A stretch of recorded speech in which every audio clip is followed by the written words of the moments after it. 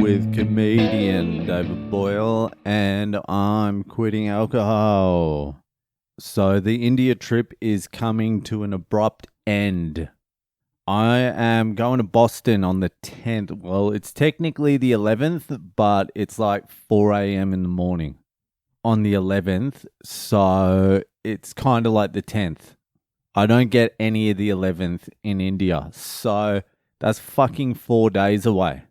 So much for my 2 more weeks of chilling, eating Indian food, reading, doing fuck all. I'm loving it here at the moment. I love India. Last time I was here, India pissed me off and I didn't like it at all. This time I'm loving it. But it's all over. The decision's been made. The tickets have been swapped. I'm going to fucking Boston. I'll be in the USA for the start of the next fucking 2-year journey. The next epoch. I think this is going to be the best epoch. This will be the greatest epoch of Boyle. I'm pretty sure. So I'm heading out there. It's basically I just have to get everything done before the wife and kids stroll in. Logistically, it was just going to be too fucking hard with all of us together trying to get everything done. So I'll have 8 days in Boston before they come in. You can get a lot done in 8 days. I think I've only been here 8 days. Yeah, this will be my 8th day.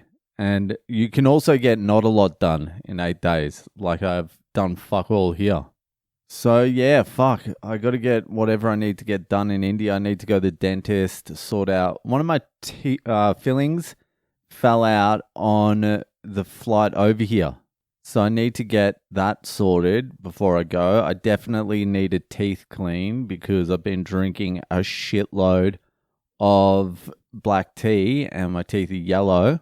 And I wanted to buy a bunch of books because you get 2 check-in bags with Etihad.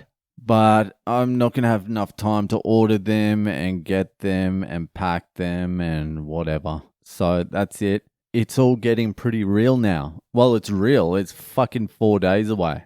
I hadn't even really started thinking about the US yet. I was just in my India bubble. My India bubble got burst hard. I'm starting to swing back towards India now. There's a lot to like about India at the moment. Well, Bangalore, I don't know about the rest of the joint. It's actually great for the kids as well. I know I've said a lot of this stuff before, but fucking the kids just being able to play outside unsupervised. It's not really unsupervised because there's like parents and adults lurking around the street all the time. But the gang of kids there is, it's like 12, 15 kids. So they're sort of supervising each other. And it's like little kids with fucking like 12-year-old, 13-year-old kids. There's a big mix. So you learn to interact with older kids, younger kids. Like my daughter's out there playing with an 11-year-old girl. They're just chilling and talking and fucking playing on the steps, fucking playing dolls. I don't know what they're doing because I haven't actually looked out there. That's just hearsay. That's what I've heard from fucking the relatives when I'm like, where's my daughter? What's she up to? They're like, she's playing on the steps or something. I'm like, that sounds good. That's what kids are meant to be doing. So anyway, if you're in the US, start pumping up for Boyle because I am in town pretty soon. And it's Monday also. What does that mean? You know what it means. It's Ask Boyle time. So if you have a question you would like answered by one of the greatest minds of the generation or any generation, comedian, philosopher, Le Boyle, then head to my website, boylecomedy.com. You know what to do. Ask me a question. Send me a story. Do both of them simultaneously. I need both. Just get it done. boylecomedy.com. Now let's get to this week's question. So this week's question was sent in by a lovely lady out there in Florida who was also extremely high when she wrote the question. So I'm not exactly sure what the fuck the question is, But let's fucking go through it a little bit here. I won't give her a name because, well, she probably doesn't want this public. So here it is. Here's this week's question from Florida. I had an unexpected medical scare and I had to pay $1,000 out of my pocket that I needed for my mortgage. I have insurance for my family, but the deductibles are ridiculous, so I have to pay cash for everything with fucking insurance. I need money for my mortgage, and I'm thinking about selling some of my stocks. I own mostly crypto and some iron, thanks to you. My boss is telling me we're about to have a crypto bull run, which may be starting December, January, but it's going to be good, like really good. So I don't want to sell anything and lose my positions. What would you do? I've talked to my mortgage company and they said until you're 3 months behind, you don't get any help. I've talked to my 401k and it's not easy getting any out from there either. This whole insurance life is a scam and material world sucks. I'm ready to live in the real world. By the way, my mortgage is $2,400. Nvidia is what I was thinking of selling. The company I work for took away my bonuses, so I've been making $40,000 less for the past year, and it's been a struggle. What would you do? Now, I'm fucking a little bit confused here. Let's go back and look. Okay, none of this is like financial advice, by the way. Nothing I ever say is financial advice. Oh, actually, I missed a bit. She also asked if she should consider not paying her mortgage for 3 months so she can get help. So obviously what must be happening here is you don't get assistance if you're not arrears in the mortgage. Look, I wouldn't go down the getting arrears in your mortgage. That's not the path I would go down. Getting a mortgage isn't the path I would go down, but the US is particularly fucked with credit ratings and all that sort of shit. So you don't want to be fucking around with that. And you don't know what the fucking blowback of that is. Once you stop paying shit, it becomes really hard to start paying it again. Just ask the students who were allowed to not pay their student debts during the COVID time and now have to start paying it again. Paying debt back is fucking hard and annoying. That's why I fucking avoid it at all costs. So I wouldn't even contemplate that, to be honest with you. So your options are sell some crypto, sell some Nvidia, sell some iron. Well, you know how I feel about iron. I feel like iron has fucking so much upside. It's sitting about $53, $54 USD. I am not even blinking at that price for iron.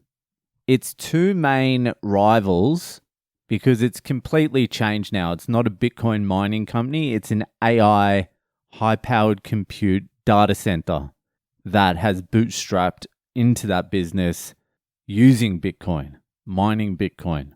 Now they're a mega player in the AI data center game, just like I was saying 2.5 years ago.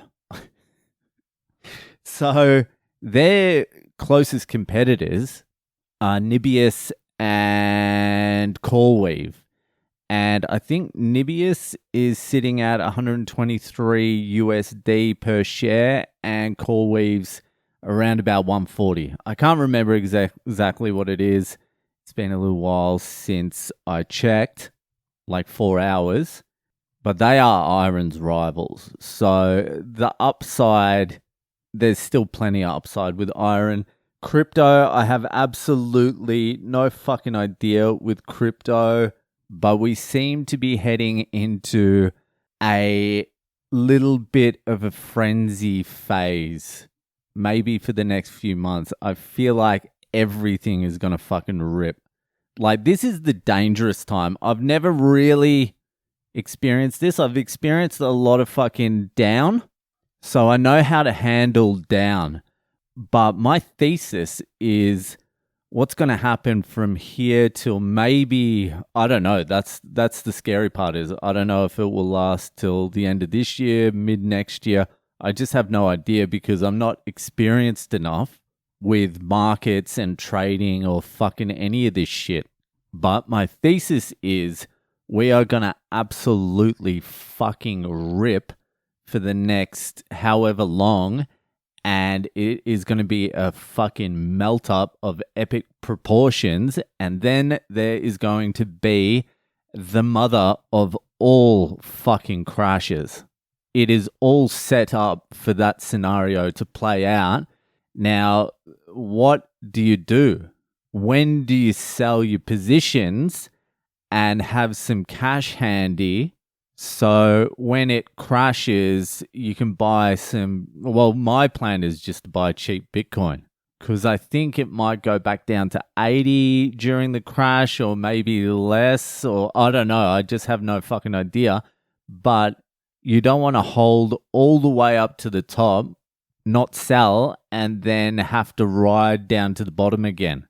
The whole play for me with iron is I thought I found a company that could outperform Bitcoin in the short term, and I could turn the very little money I did have into more money so I could buy more Bitcoin. That's it. That was my whole game plan.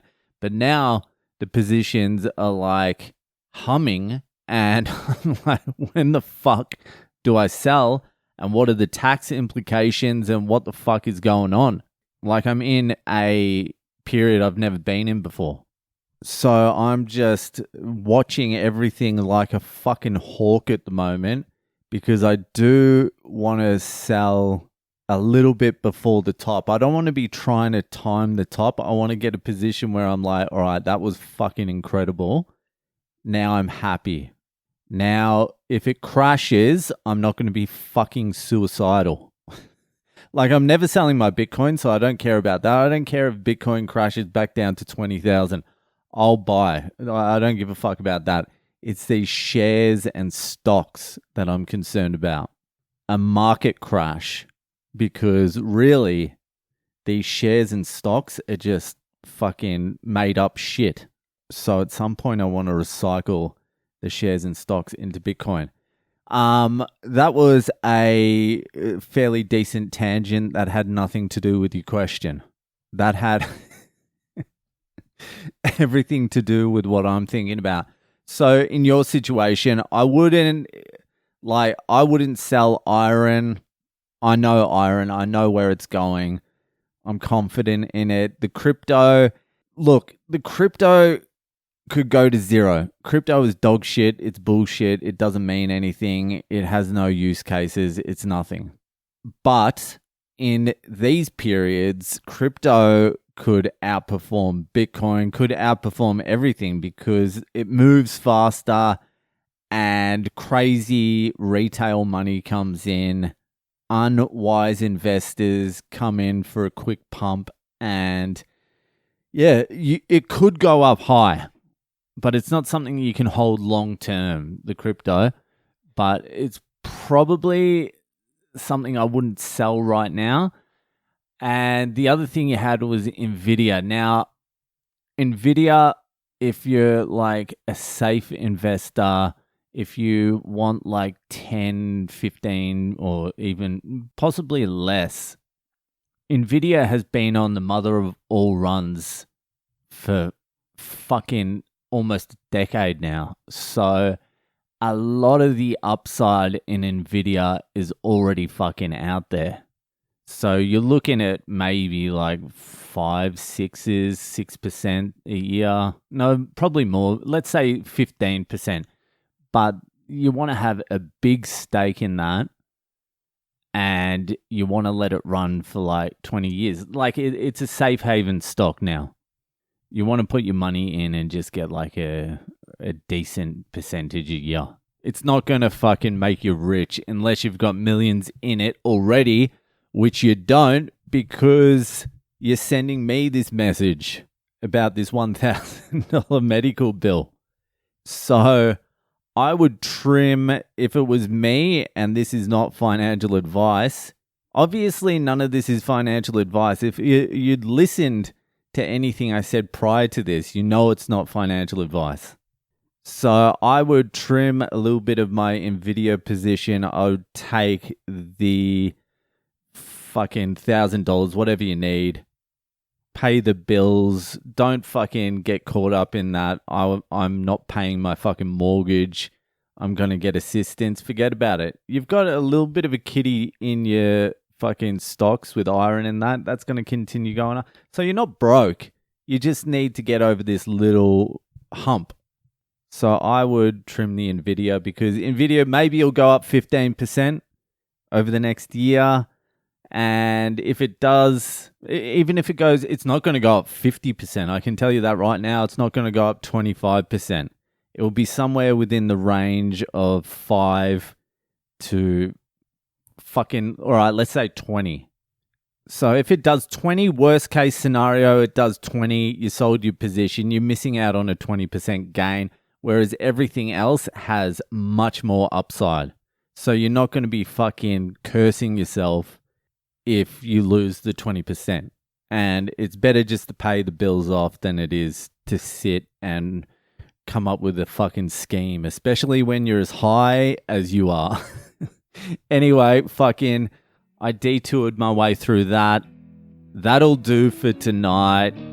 And I'll see ya the fuck later.